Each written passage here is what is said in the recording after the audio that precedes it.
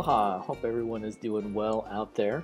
Today I wanted to take a minute and teach a little basic instruction on how to do some eye enhancements in Photoshop. Now before I get started, I always like to fill my screen here with my image, so I'm just going to hit the F key and zoom in here a little bit so that we can see these eyes up close. Now, of course, we're dealing with a beautiful subject here, but what we want to do is apply a couple of small techniques here just to get these eyes looking even better than they already do. Now the first thing I'm going to do before I get started here is duplicate my layer, and I did that by hitting Command J, just an easy quick command on the keyboard there. And the first thing I want to do is I want to get rid of one of these catch lights in her eyes. We can see right now that she's got two catch lights, only want one, so I'm going to pick a color here from her eye. Now you may be wondering why I don't just choose black, because the pupil there is most likely black, but as you can see over here in our red, green, and blue, we've got 40, 38, and 35. If this was actually black, pure black, it would be 0, 0, and 0. So I want to pick a color that's not going to contrast with that black in there, but that'll blend with it just about perfectly. So I'm going to go pretty close to that second catch light, and I'm going to select a color. You can see again it's not pure black. Once I've selected it, I'll click OK, and I'm going to make sure I'm on my brush tool right here. Zoom in even closer now, and just make my brush about the size of that catch light that I want to get rid of. And oh, you know what?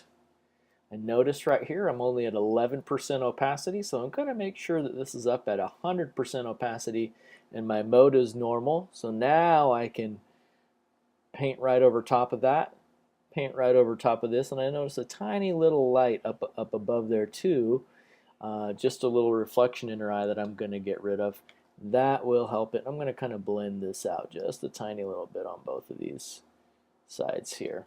Okay, perfect. Now the next thing we're going to do is, you can see in the whites of her eyes we've got some little veins in here that she may not want to see in her eyes. And in order to remove those, I'm going to use the clone stamp. Okay, and I'm going to zoom in even closer on this one.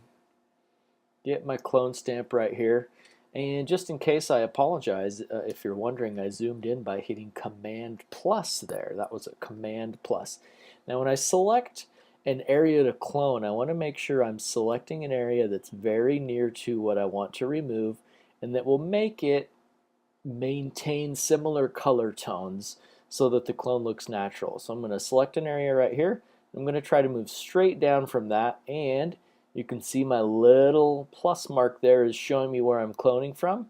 And there is one vein gone, and here's my next. Select, move down. There we go. And we've got a couple little ones over here, so again I'm going to select, try and move a straight line, and keep this thing going. Select inside of here, right there. Okay. Now, we've gotten rid of the big veins that probably would be a little bit less appealing, but I want to whiten up the corners of the eyes just a tiny bit, not too much. So I'm going to select white here, or if you want to be more efficient, I could have just clicked right here on this little black and white square and made this black or white, and then click on this arrow to switch back to my white right here. But in this case, with my paintbrush, I want to make sure that I'm just painting a light layer, so I'm going to do it at about 10% opacity. Okay, and the reason I do that is because I don't want this to look fake. I just want to brighten it up a little bit. The eye naturally does look pink in here, so we don't mind leaving it a little bit pink and just brighten it up a teeny tiny bit with our white there.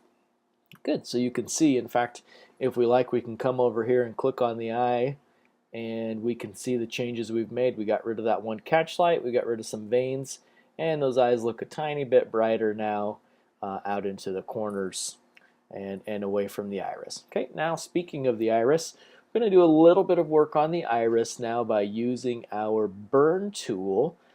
And what I want to do, if you notice, the iris actually has a natural line around the outside of it. You can see it on here. And what I want to do is I just want to use my burn tool. I want to make sure my range is on midtones. My exposure is at about 5%.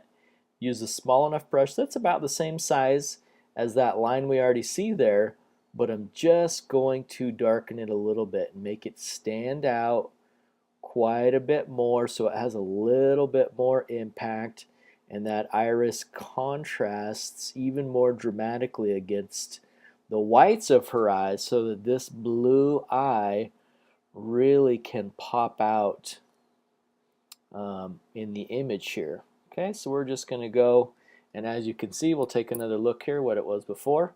We don't want to go too deep. If you wanted a really dramatic effect and it wasn't a portrait that was supposed to look as natural as this, maybe you would want to go a little bit deeper, but we can take a look, and we've got some nice sharp edges there that create that contrast. Perfect. So now the final piece here that I'm going to do is, rather than using my burn tool, I'm going to use my dodge tool. Again, I'm going to make sure it's in mid-tones and my exposure is at about 5%. And I want to look at this catch light right here and pick a spot just opposite on the bottom half of the eye where I can lighten this up and add some refraction. Now don't be shy here. You can lighten it up quite a bit and it's going to still look nice and natural. It's just going to give this eye much more of a three-dimensional look. Let's head out here and blend that out a little bit. Now we can see, if we check our eye here, we can see that refraction and a little bit more dynamic in the eye, and like I said, makes it look a little bit more three-dimensional. Now if we zoom out away from this, we can see again our beautiful subject. Unclick those eyes. That second catch light is gone, so it's not distracting us there. The whites of the eye are better. We've got no veins in there. The iris has a sharp edge around the outside of it so that it contrasts more with the white of the eyes, and we've created some refraction by using our dodge tool at the bottom of the eye opposite the catch light to give it more of a three-dimensional look. Well, that is how I would enhance an eye. I'm sure you have some other ways out there that you might like to do it, but this is a simple, easy, quick way you can get some eyes done in just a couple of minutes. I hope you enjoyed this presentation and that it will be of value to you. Mahalo and have a great day.